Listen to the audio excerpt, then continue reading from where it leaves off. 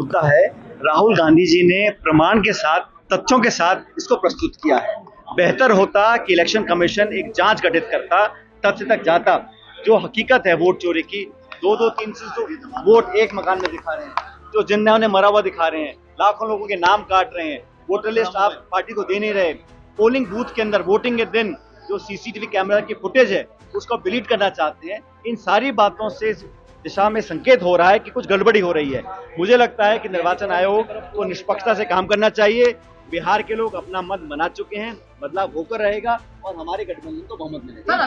बिहार में जितने चरणों में चुनाव हुए हैं और इस बार जितने में हो रहे हैं, वो अंतर क्या दर्शा रहा है? क्या वाकई में वोट चोरी का मुद्दा? ये तो बच्चे बच्चे की जबान पे है कि लाखों लोगों के वोटर लिस्ट से नाम निकाल दिए गए हैं।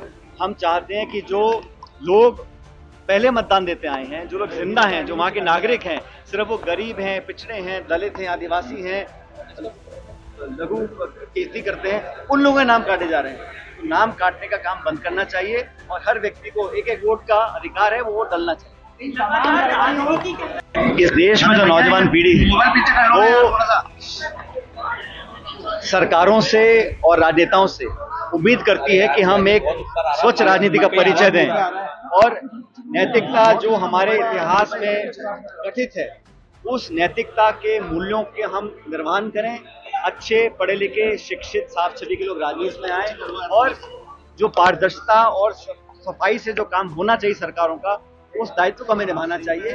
हमें जनता की उम्मीदों पर खरा उतरना है। लेकिन मैं इतना कह सकता हूँ कि प्रदेश और देश में जो सरकार चल रही है, 11 साल से प्रधानमंत्री जी की सरकार, मोदी जी की बीजेपी दिल्ली में सरकार है, आज भी अगर कुछ कमी दिखती है तो सारी गलती पंडित नेहरू की है, सारी गलती राजीव गांधी जी की है। लेकिन 11 सालों में आपने बेरोजगारी बढ़ा दी, नोटबंदी कर दी और जीएसटी लागू करने के समय राहुल गांधी जी ने कहा था ये जीएसटी ने गब्बर सिंह टैक्स है, ये सरल बनाओ, 6 स्लैब मत रखो, 2 स्लैब रखो। अब इतने सालों के बाद अपनी गलती को एहसास किया, अमेरिका ने, ट्रंप ने टैरिफ लगा दिया, चौतरफा घेराबंदी हो गई, तो अपनी पीठ थपथपा रहे हैं। उनको तो माफी मांगनी चाहिए कि 6 साल तक आपने जनता की जेब पर डाका क्यों डाला। अब 2 स्लैब कर दिए तो बहुत बड़ा एहसान जनता पे किया है। और पेट्रोल डीजल के जो दाम दुनिया में कम हो रहे हैं, भारत में कम क्यों नहीं हो रहे? तो ये सारे जो आर्थिक सवाल हैं जनता के सामने है और सरकार ना तो पार्लियामेंट में जवाब देती है, ना जनता के जवाब देती है। राहुल गांधी जी निडरता से, बेबाकी से सवाल पूछ के सरकार को कटघरे में खड़ा करते हैं और जब जब वो सवाल पूछते हैं नोटबंदी का, वोट चोरी का, संवैधानिक संस्थाओं को खत्म करने का, तब उन पर आक्रमण होता है। तो ना तो राहुल गांधी डरने वाले हैं, ना कांग्रेस पार्टी डरने वाली है। हम मजबूती से सामना करेंगे, जनता के लिए संघर्ष करते हैं।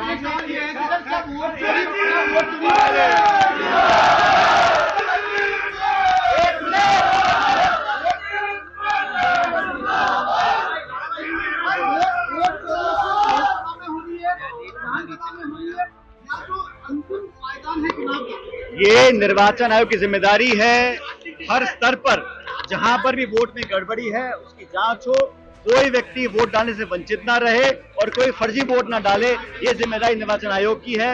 मैं इतना कहना चाहता हूं, मैं अजमेर में खड़ा हूं आज, अजमेर जिले में, यहाँ पर कांग्रेस पूरी तरह मजबूत है।